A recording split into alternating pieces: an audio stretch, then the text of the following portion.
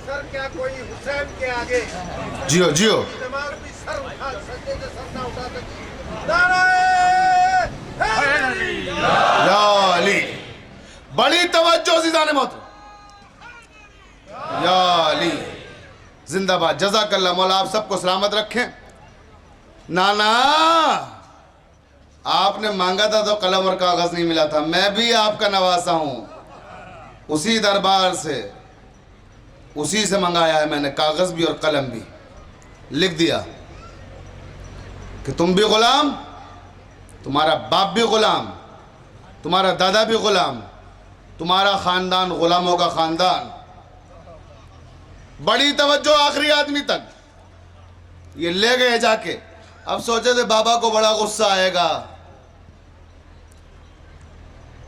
और बाबा अब इमाम हुसैन को कोई ना कोई सजा जरूर तजवीज करेंगे। बड़ी तवज्जो फरमाइएगा आखिरी आदमी तक। एक एक नौजवान की खुसूसी तवज्जो चाह रहा हूं। अभी गुस्से के आलम में आए, बाबा लीजिए, उन्होंने तो लिख भी दिया।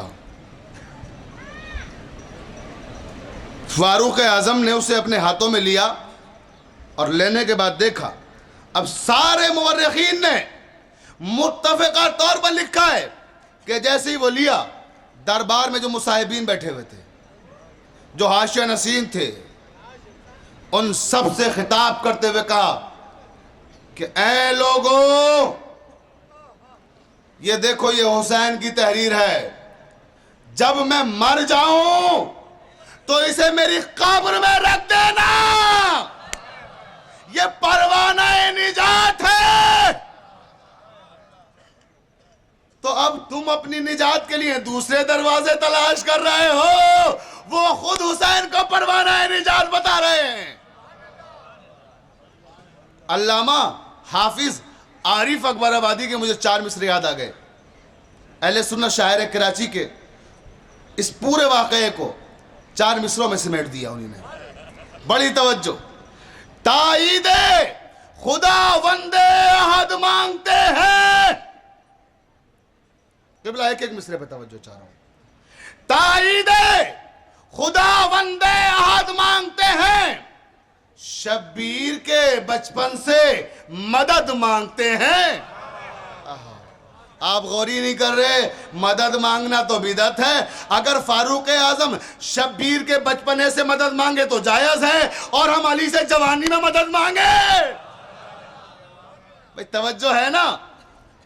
ताईदे खुदा वंदे अहद मांगते हैं, शब्बीर के बचपन से मदद मांगते हैं। पाया है इमामत को जो मायल बकरम, पाया है इमामत को जो मायल बकरम, फारूक गुलामी की सनद मांगते हैं। सलावत पढ़ देना मोहम्मद वाले मोहम्मद पर।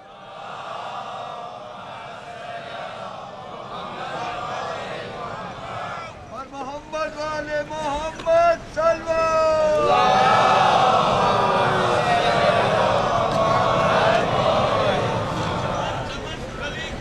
अली अली अली अली अली अली अली अली अली अली अली अली अली अली अली अली मिलकर बोले सब, या अली या अली या अली। हक है। जिंदाबाद, जियो। मौला आप सबको सलामत रखे। लेकिन अभी तक भी आपने नारे का हक अदा नहीं किया है। अब मैं यहां से हक अदा कराऊंगा, क्या करूं, मेरी रगों में भी तो विलायत दौड़ रही है ना। बड़ी तवज्जो। आखिरी आदमी तक जहां जहां तक मेरी आवाज पहुंच रही है, वो सब मिलकर नारा लगाएंगे। नारा तकबीर, नारा तकबीर, नारा तकबीर, नारा रिसालत, नारा रिसालत, नारा रिसालत, नारा हैदरी, नारा हैदरी, नारा हैदरी।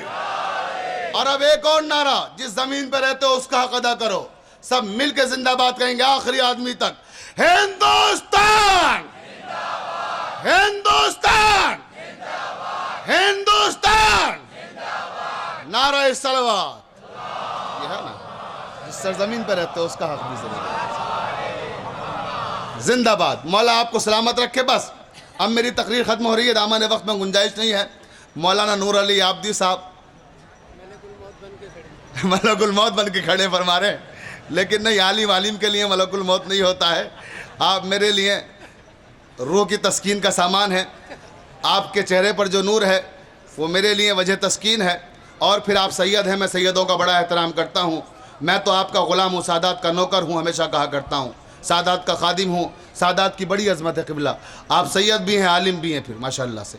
मौला आपको सलामत रखे। बड़ी तवज्जो क़िबला देखें, एक एक जुमले पे तवज्जो चाह रहा हूँ। गुफ्तगू ख़त्म हो रही है और अब मुझे एक पैगाम देना है। यहाँ पर आखिरी आदमी तक तवज्जो से सुनेगा और ये पैगाम आपको अपनी बस्ती बस्ती, अपने करिए करिए पहुँचाना है। ये बड़ा अहम पैगाम है। इन 4 दिनों में आप जो आए हैं, ये 4 दिनों का माहसल लेके जाइए। और इस पैगाम को मैं उलमा से भी गुजारिश करूंगा कि आप लोग भी इसको आगे बढ़ाएं, आप लोग भी आगे पहुंचाएं। मैंने महवा में 40 का शा पढ़ा। हमारे महवा के मोमिनीन मेरे सामने बैठे हुए हैं माशाअल्लाह से, और वो सब मेरे सामने हैं। मैंने वहाँ भी शब 40 जो मजलिस पढ़ी थी उसमें भी यह ऐलान किया था और यहाँ भी यह ऐलान कर रहा हूँ। और आप पर लाजिम है और वाजिब है कि आप अपनी अपनी बस्तियों में जाकर इस मैसेज को पहुँचाएँ और कन्वे करें आगे तक इस चीज़ को, और ख़ुद इस पर जाके अमल कीजिएगा कि ये जो साल है सन 2011, इसके बाद जो आने वाला साल है सन 2012 होगा। सन 2012 में हमारे जो चौथे इमाम हैं हज़रत इमाम ज़ैनुल आबिदीन अलैहिस्सलाम,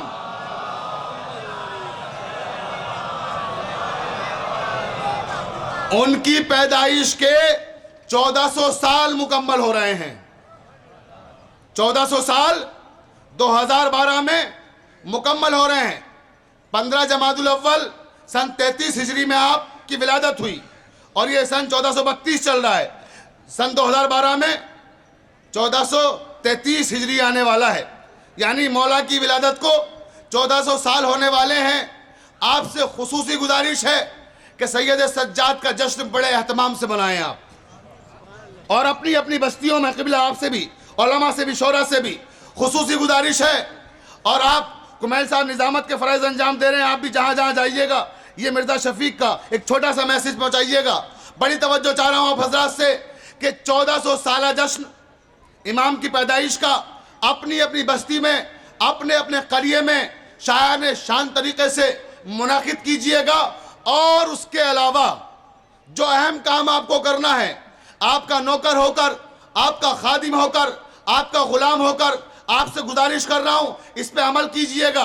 और वो ये है कि क्योंकि मौला को 1400 साल मुकम्मल हो रहे हैं पैदाइश को मौला की, तो आप UNO को, अक़वाम मुत्तहिदा को, उसका जो हुकूक इंसानी से मुताल्लिक़ इदारा है यूनेस्को, उसको आप ईमेल भेजें और ईमेल में ये लिखें कि जिस तरह से इससे पहले ईसा सदी मनाई गई है, 1 साल को जनाब ईसा से मौसूम किया गया, 1 साल को महात्मा गौतम बुद्ध से मंसूब किया गया, इसी तरह से सन 2012 को इमाम ज़ैनुल आबिदीन से मंसूब किया जाए। पूरी दुनिया बिला क़ैद मज़हब व मिल्लत हुकूक इंसानी के लंबरदार इमाम ज़ैनुल आबिदीन का जश्न मनाए। और इसलिए मनाए, रीजन सुन लीजिए, वजह सुन लीजिए, क्योंकि इमाम ज़ैनुल आबिदीन ने जुल्म के खिलाफ सबसे तवील, सबसे बड़ा लॉन्ग मार्च निकाला है। करबला से कूफा, कूफे से शाम और शाम से जिंदान तक जुल्म के खिलाफ जो सदाए एहतजाज बुलंद की है, और दुश्मनों के साथ जिस तरह कुव्वत बर्दाश्त का मुजाहिरा किया है, वही मसाइब हो जाएंगे। मैं 2 वाक़े सुनाऊंगा आपको, उसी पर क़िबला मजलिस तमाम कर दूंगा।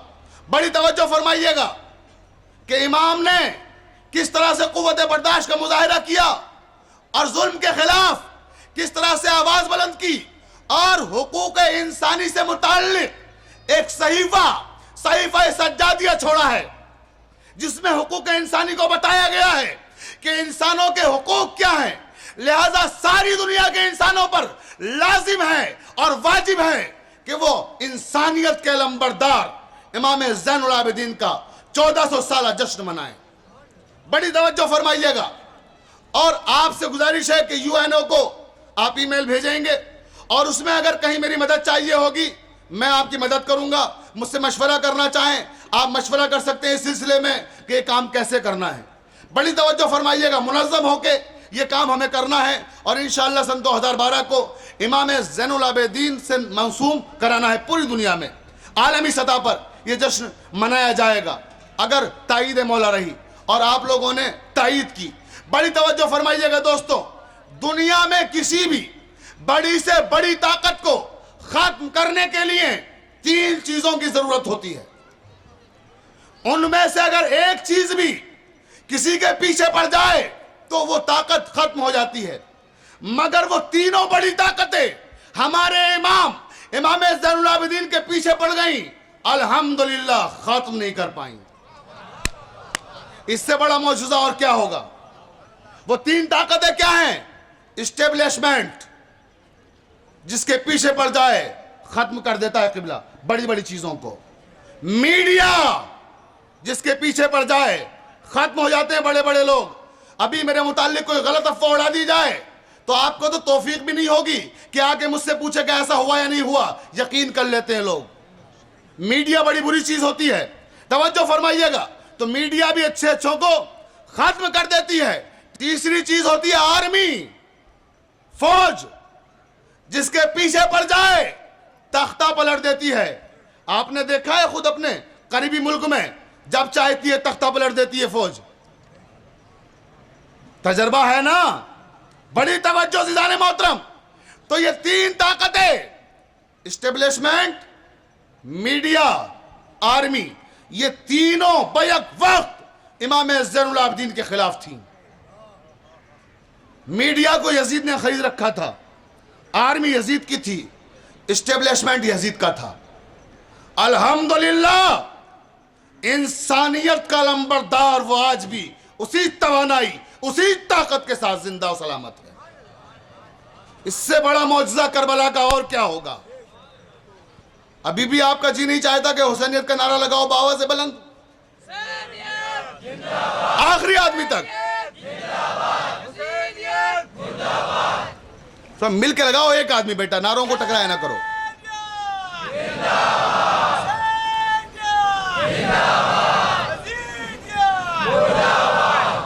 और इस मरहले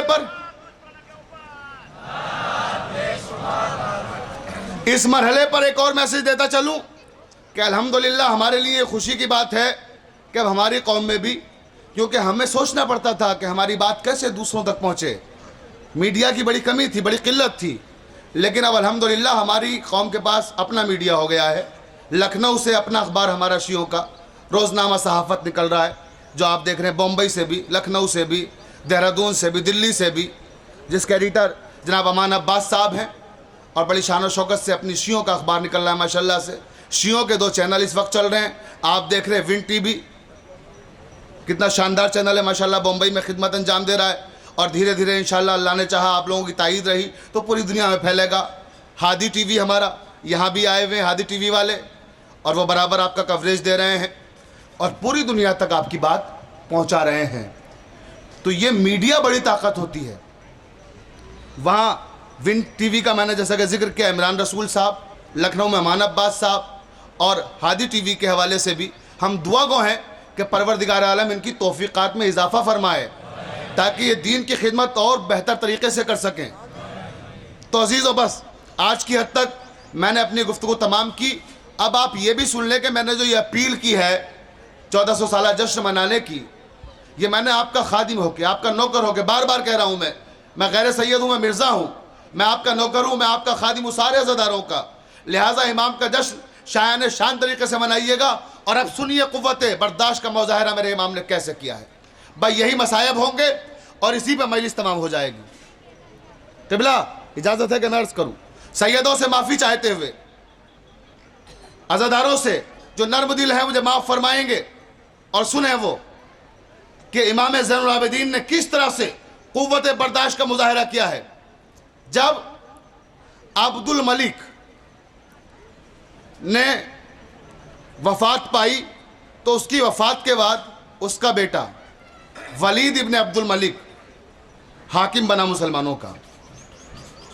जैसे ही वलीद इब्न अब्दुल मलिक मुसलमानों का हाकिम बना, उसने अपने बाप के चहीते गवर्नर, जो मदीने का गवर्नर था हश्शाम मखज़ूमी, उसे माज़ूल कर दिया, बर्खास्त कर दिया, मुअत्तल कर दिया, और उसकी जगह उमर इब्न अब्दुल अज़ीज़ को वहाँ का गवर्नर बनाया।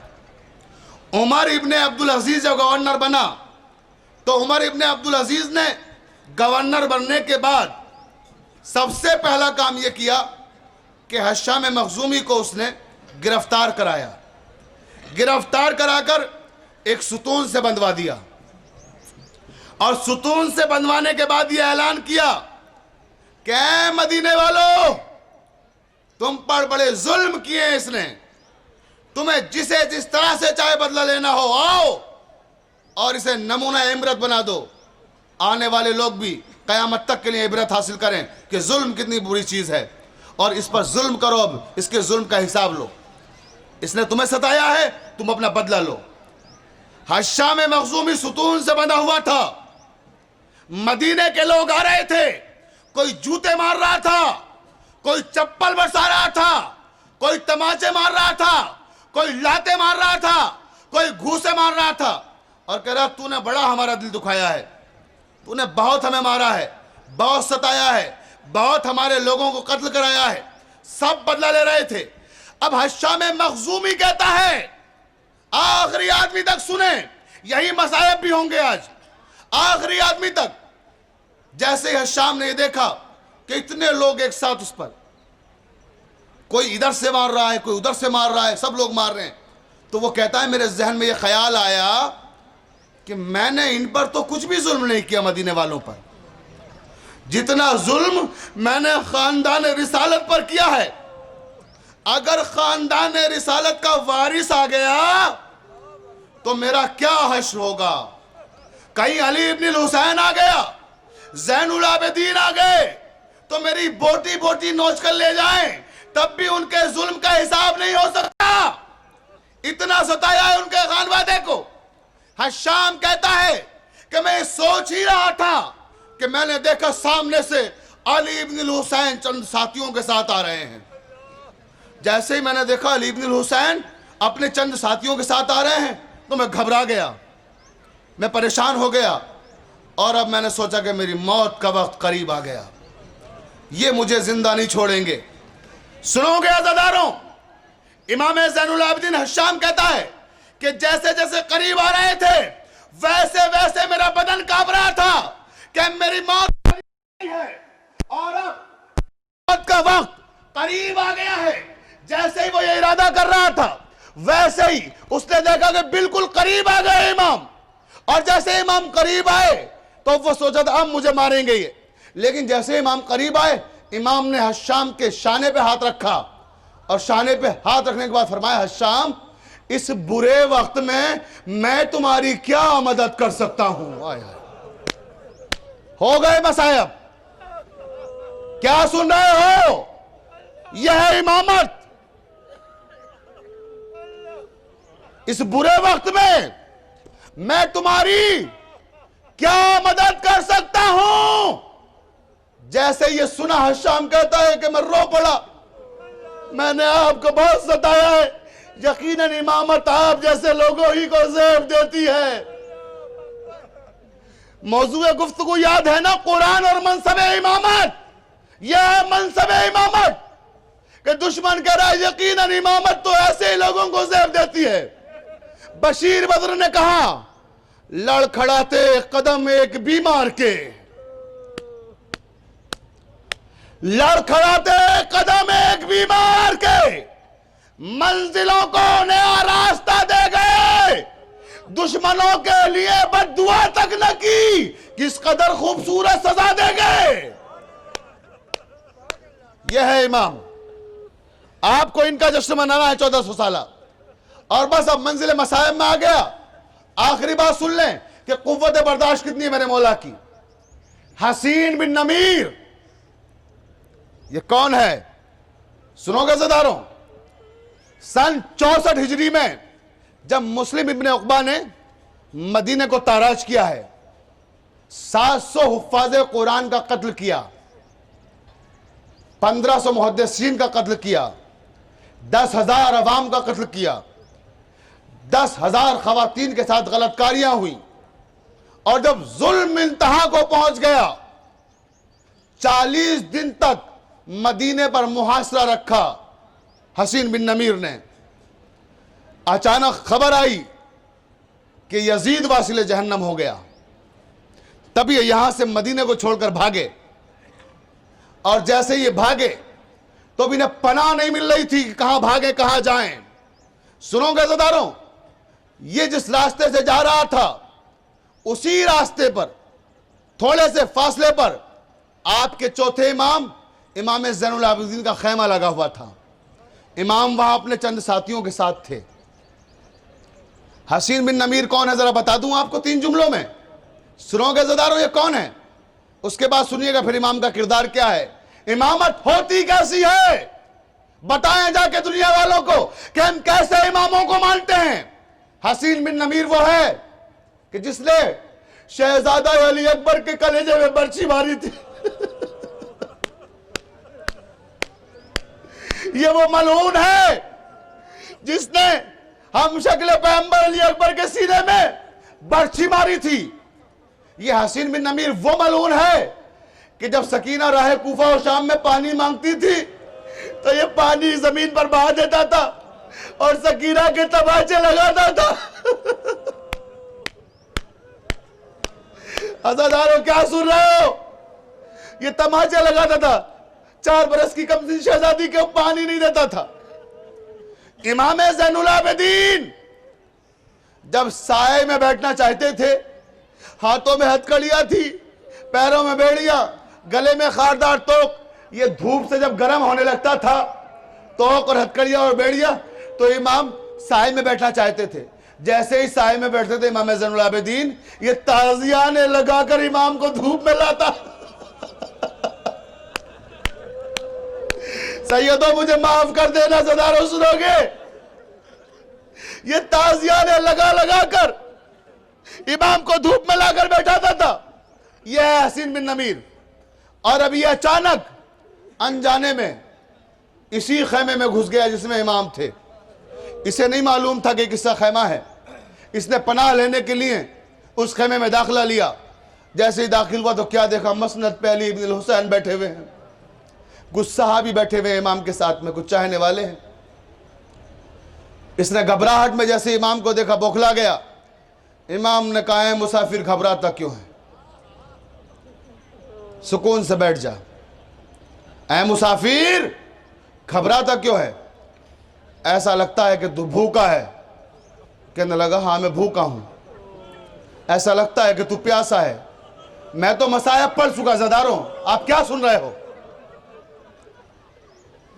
ऐसा लगता है कि तू भूखा है, ऐसा लगता है कि तू प्यासा है। गुलाम को हुक्म दिया, से खाना लाओ और इसे पानी पिलाओ। गुलाम ने खाना सजाया, वो खाना खा रहा है, पानी पी रहा है। जरा याद कीजिए वो मंजर कि जब सकीना पानी मांगती थी।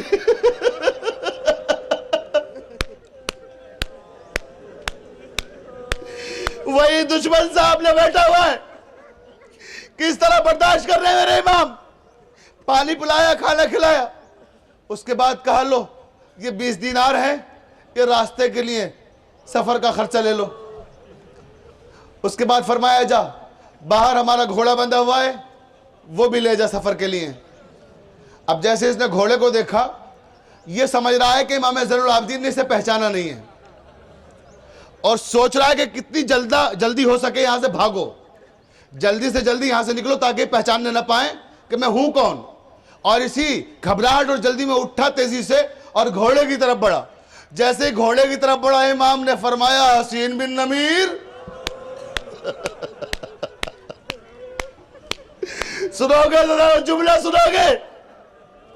कहा हसीन बिन नमीर, तू क्या समझता है कि हमने तुझे पहचाना नहीं है, इसलिए हम तेरे साथ ये सुलूक कर रहे? हसीन, हमने तुझे आते के साथ ही जैसे ही तू आया है वैसे ही पहचान लिया था। मगर हसीन देख, जब हम करबला में थे तो हम तेरे मेहमान थे, तूने अपने बुजुर्गों से जो सीखा था तूने वो हमारे साथ किया। आज तू हमारा मेहमान है, हमने जो अपने बुजुर्गों से सीखा है वो तेरे साथ किया। अज़ादारों, सोचिए कितनी सख्त मंजिल थी कि 4 बरस की बच्ची पानी मांगती थी, जालिम पानी नहीं देता था, और इमाम क्या सुलूक कर रहे हैं। तो कुव्वत बर्दाश्त की किस इंतहा पे है इमाम, हुकूक इंसानी का लंबरदार।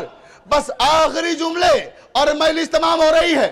जब जब गौर कीजिएगा, गिरिया कीजिएगा और रोइएगा। शहजादी का जिक्र आया है तो 2 जुमले सुनते जाएं। करबला की सबसे बड़ी मुसीबत कौन सी है? बस 2 जुमले और मजलिस तमाम, और मेरे फौरन बाद क़िबला तशरीफ लाएंगे और मजलिस पढ़ेंगे। अज़ादारों, करबला की हर मुसीबत अजीम मुसीबत है, हर मुसीबत बड़ी मुसीबत है, लेकिन करबला की एक मुसीबत ऐसी है जिसने नजफ के वाली को परेशान कर दिया था। नजफ का वाली और वारिस नजफ छोड़कर करबला आ गया था। अगर समझ गए तो आंसू ना रोकिएगा। वो मुसीबत कौन सी है सुनोगे? अली अकबर के सीने पर बर्छी लगी, मगर नजफ का वारिस नजफ छोड़कर नहीं जाहिर हुआ। अली असगर के गले पर तीर लगा, मगर अली करबला में जाहिर नहीं हुए। कासिम का लाशा पामाल हो गया, मगर अली करबला में जाहिर नहीं हुए। और मोहम्मद शहीद हो गए, अली करबला में जाहिर नहीं हुए। अब्बास के बाजू मुनक़ता हो गए, मगर अली करबला में जाहिर नहीं हुए। हुसैन का लाशा पामाल हो गया, मगर हुसैन के लाशे के पामाल होने के बावजूद भी अली करबला में जाहिर नहीं हुए। गले पे खुश्क खंजर चला, अली जाहिर नहीं हुए। अज़ादारों, खैमे जल गए, अली जाहिर नहीं हुए। चादरें छिन गई, अली जाहिर नहीं हुए।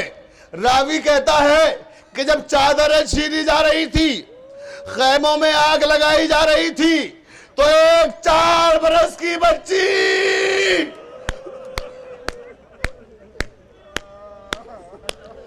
जिसके दामन में आग लगी थी, दौड़ती हुई नजफ की तरफ जा रही थी और लोगों से पूछ रही थी, लोगों, नजफ का रास्ता यही है, नजफ इधर ही है। हबीब इब्न मुस्लिम कहता है कि जब मैंने उस बच्ची को देखा, मैंने पुकारा, ऐ मासूमा ठहर जाओ। बच्ची ठहर गई, ठहर के पूछती है, मुझे अपने दादा के पास जाना है।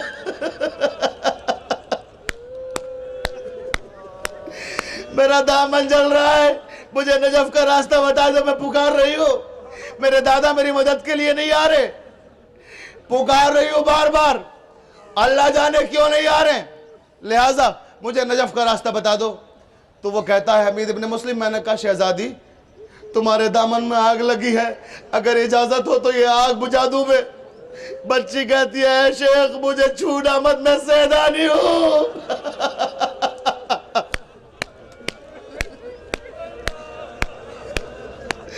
अज़ादारों, क्या सुन रहे हो? वह मजलिस आखिरी मरहले में आ गई। मुझे छूना मत, मैं सैदानी हूं, मैं अपने दामन की आग खुद बुझा लूंगी। हमीद कहता है, उस बच्ची ने बैठ के अपने जलते हुए दामन की आग बुझाई, बच्ची के हाथ जल गए।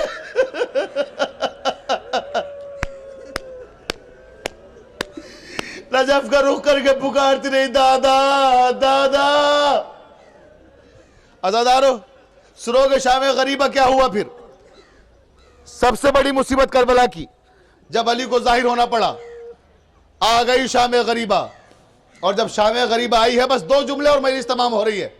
शाम गरीबा आई तो ज़ैनब ने कहा है, बीबियों मुझे माफ कर देना, मैंने तुम्हारे पर्दे की जमानत ली थी, मगर मैं क्या करूं, मेरा गाजी अब्बास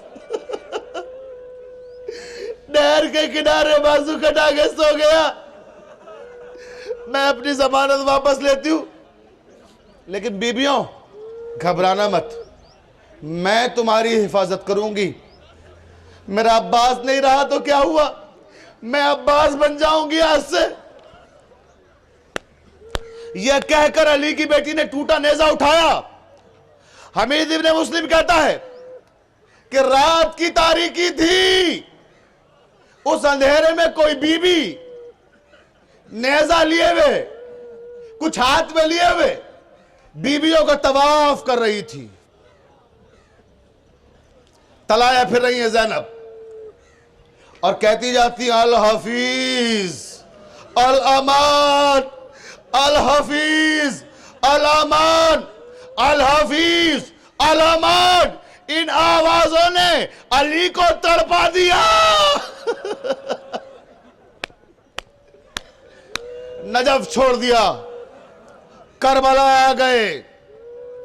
अब जो करबला आए हैं ज़दारों, करबला आने के बाद शाम गरीबा का मंजर है ना, ज़ैनब कहती है, बीबियों मुझे ऐसा लगता है कि जैसे कोई आ रहा है सामने से। बीबियां कहती हैं, हाँ कोई घोड़ा सवार महसूस हो रहा है कि आ रहा है, घोड़ा सवार तेजी से बढ़ रहा है। ज़ैनब ने पुकारा, सवार देखो अब आगे ना बढ़ना, हमारे बच्चे सारे दिन के थके हुए अभी सोए हैं, अब हमारे पास कुछ नहीं बचा, तुम्हें कुछ लूटना है तो सुबह आके लूट लेना, वैसे अब है कुछ भी नहीं, सब कुछ लूट गया, हम तो उजड़ चुके हैं। मगर वो सवार नहीं रुकता। ज़ैनब कहती है, आने वाले रुक जा, तुझे मालूम है मैं कौन हूं, मैं अली की बेटी हूं। आने वाला नहीं रुका। ज़ैनब ने आस्तीनों को चढ़ाया और आस्तीनें चढ़ाने के बाद कहा, खबरदार अगर अब आगे बढ़े, मैं अब्बास की बहन हूं। अज़ादारों क्या सुन रहे हो, मैं अब्बास की बहन हूं। और कहकर लजा में फर्श पे हाथ डाल दिया, अब आगे ना बढ़ना। आने वाले ने जैसे ही नकाब को उल्टा, ज़ैनब ने देखा, बाबा लजा में फर्श को छोड़ दिया, बीबियों के पास आई, अरे बीबियों मेरे बाबा आ गए, मेरी विदा, मेरी चादर, मैं अपने बाबा के सामने कभी बेरिदा नहीं आई हूं। खाके करबला को बालों में डाला, बाबा से लिपट गई, बाबा अब आए हो, मेरा हुसैन मारा गया, बाबा मेरा असगर शहीद हो गया, बाबा मेरे अकबर के सीने पे बर्छी लग गई, बाबा रिदाएं छिन गई, बाबा खैमे जल गए। बीबियां फरियाद कर रही है, 44 बच्चों ने घेर लिया, फरियादें हो रही है। अमीरुल मोमिनीन कहते हैं, ज़ैनब ज़ैनब ये दूर फासले पर एक छोटी बच्ची कौन खड़ी है?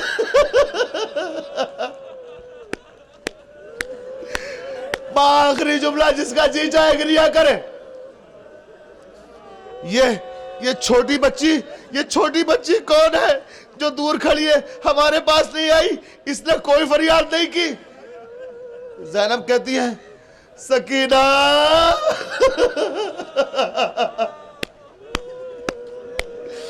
सकीना, बस आखिरी जुमला मौला आपको सुनने की ताकत दे और मुझे पढ़ने की ताकत दे। सकीना सकीना, मेरे बाबा आए हैं। सकीना सकीना, तुमने बाबा को सलाम नहीं किया। अज़ादारों सुनोगे जुमला, रावी कहता है, सकीना ने अपने नन्हे नन्हे जले हुए हाथों को देखा, जख्मी हाथ, बामुश्किल तमाम उन जख्मी हाथों को पेशानी तक पहुंचाया और पेशानी तक पहुंचा के कहा, अस्सलामु अलैका या अमीरुल मोमिनीन। मोमिनों के अमीर, मेरा सलाम कबूल हो। ये जुमला अली के सीने पे लगा जाकर, सकीना सकीना, हम तुम्हारे कुछ नहीं लगते, हमें गैरों की तरह सलाम कर रही हो। सकीना, हमें गैरों की तरह सलाम कर रही हो। एक मर्तबा बच्ची ने फिर देखा और देख के कहा, मुझे नहीं मालूम, मुझे नहीं मालूम। मौला पूछते, सकीना ऐसा क्यों कहती हो बेटा, हमारा तुम्हारा कोई रिश्ता नहीं है? कहने लगी, हाँ मैंने देख लिया, मैंने देख लिया, मेरा दामन जल रहा था, मैं नजफ का रास्ता पूछती हुई दौड़ रही थी और पुकारी थी, दादा मदद को आओ, दादा मदद को आओ, तो मेरी मदद को नहीं आए। सकीना, इम्तिहान था, आजमाइश थी बेटा, इम्तिहान देना था, इसलिए नहीं आए। अच्छा, जब मैं पुकार रही थी तो इम्तिहान था। कभी बच्चों की नफ्सियात देखी है आपने, जब छोटे बच्चे नाराज होते हैं किस तरह से शिकवे करते हैं। मौला आपके छोटे छोटे बच्चों को सलामत रखे। बस ये जुमला सुन लो, जिनकी छोटी छोटी बच्चियां हैं वो माएं, जिनकी